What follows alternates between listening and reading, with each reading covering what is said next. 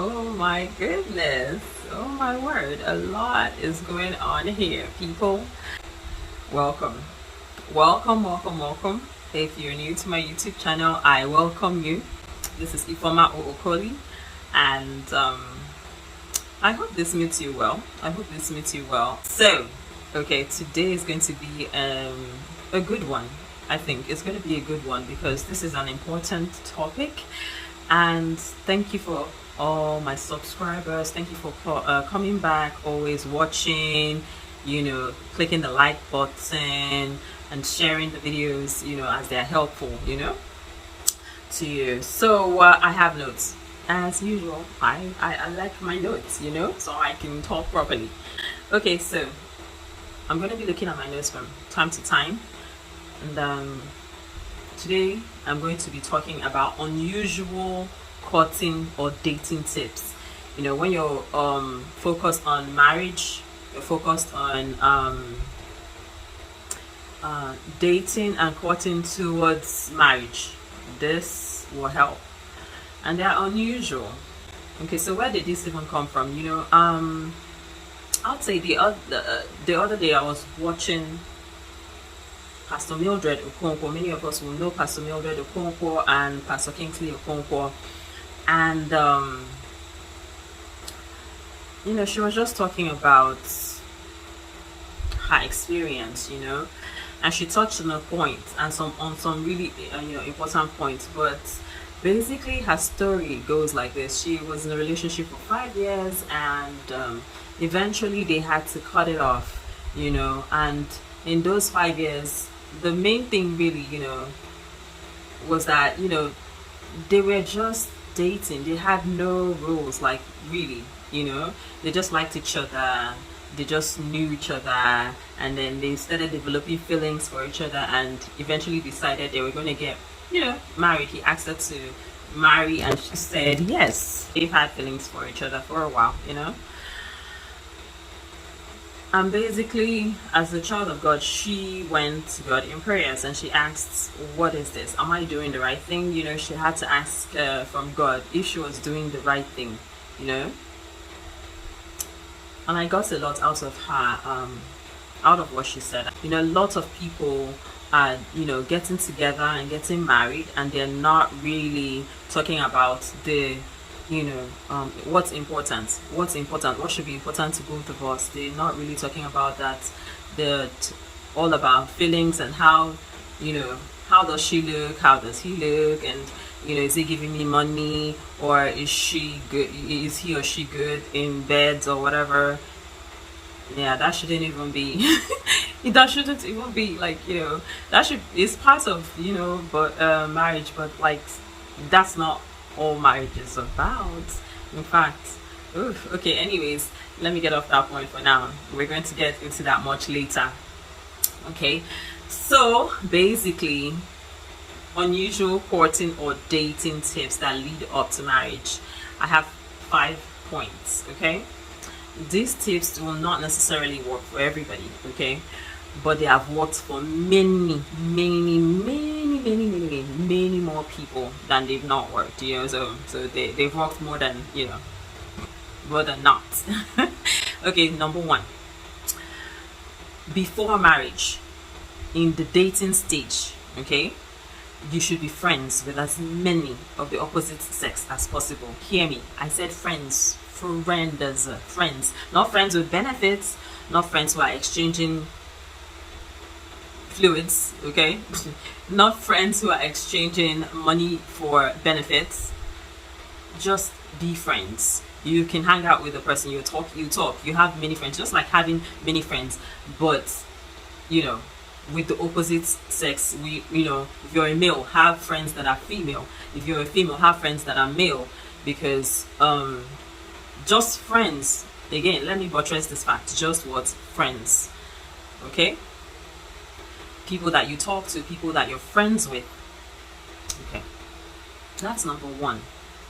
Okay, when you have like many friends, without attachments, you'll eventually have that one person out of all your friends. You eventually have that one person that you begin to see a future with, Yeah, so I don't think it's healthy to just, meet just one person of the opposite sex, and then, you all are, you just start catching feelings and falling in love, and next thing you're married.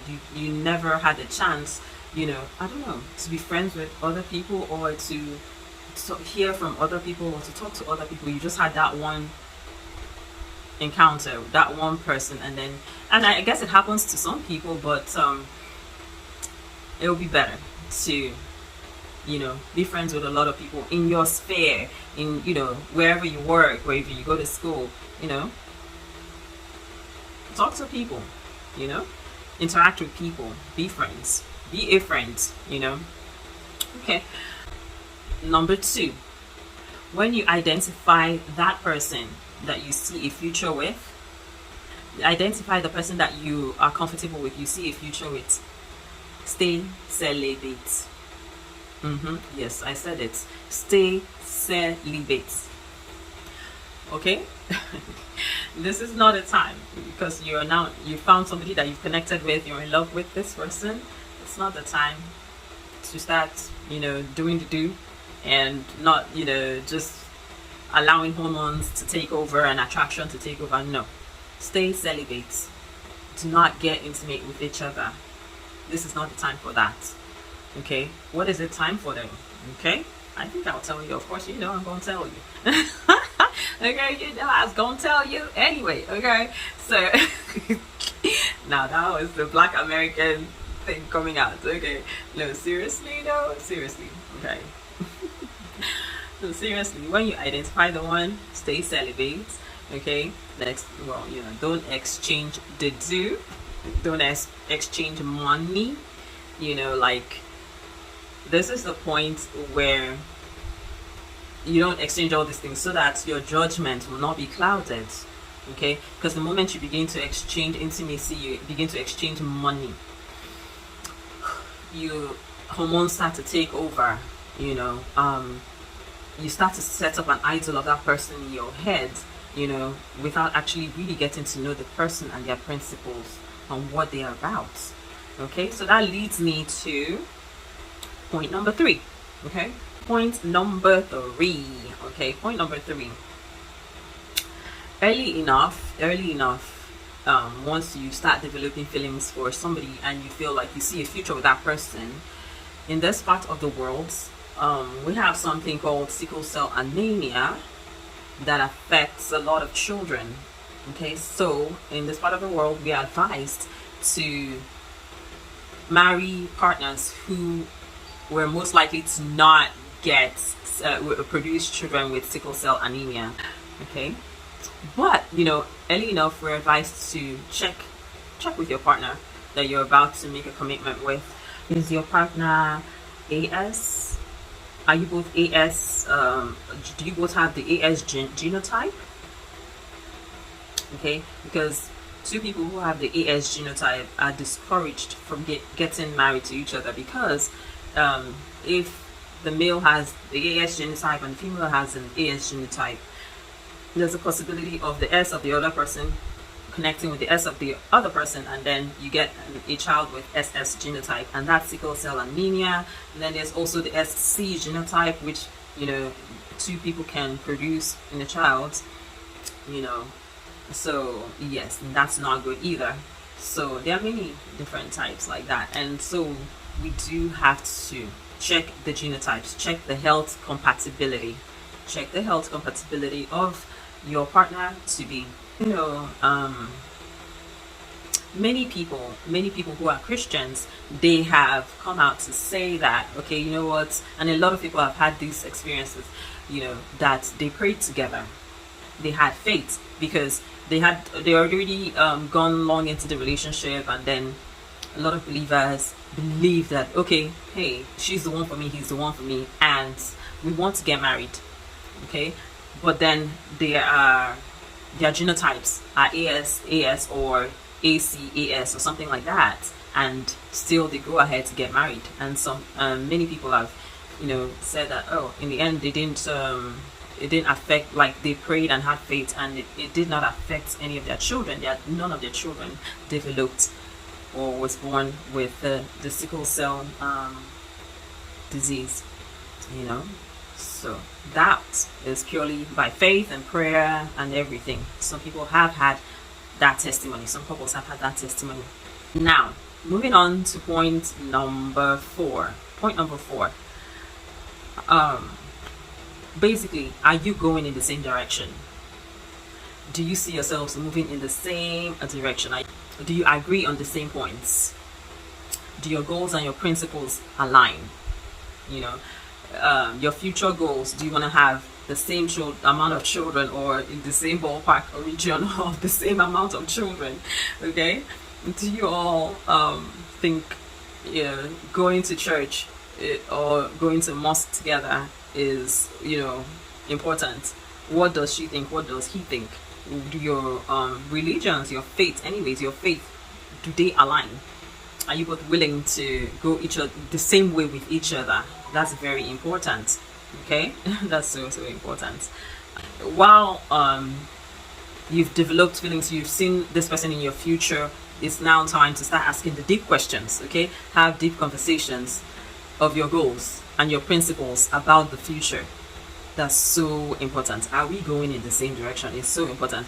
It's not about, is he handsome, or does he have money, or is she beautiful, does she have curves, and all that stuff, you know, that is physical, you know, and can fade away at the end of the day.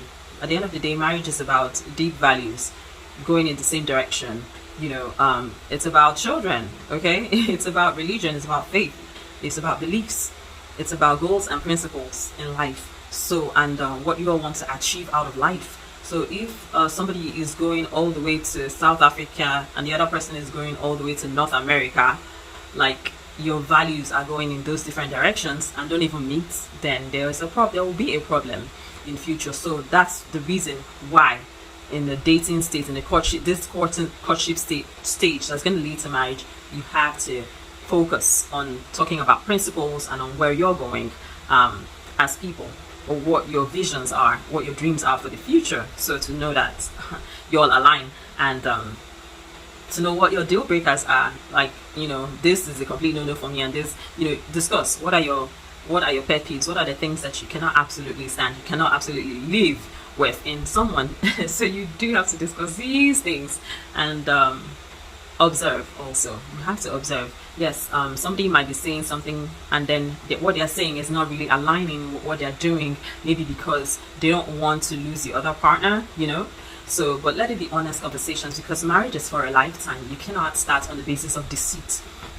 You'll be shooting yourself in the foot, and then you're going to also be deceiving the other person into a lifetime of pain, because they're not going the same way that you're going, and you all will just be butting heads all the time. So no, that's yes, point number 4. Now, moving on, we move on to point number 5. This is the last point, but I'm sure there are so many other points, but today we're just going to stay on 5 points.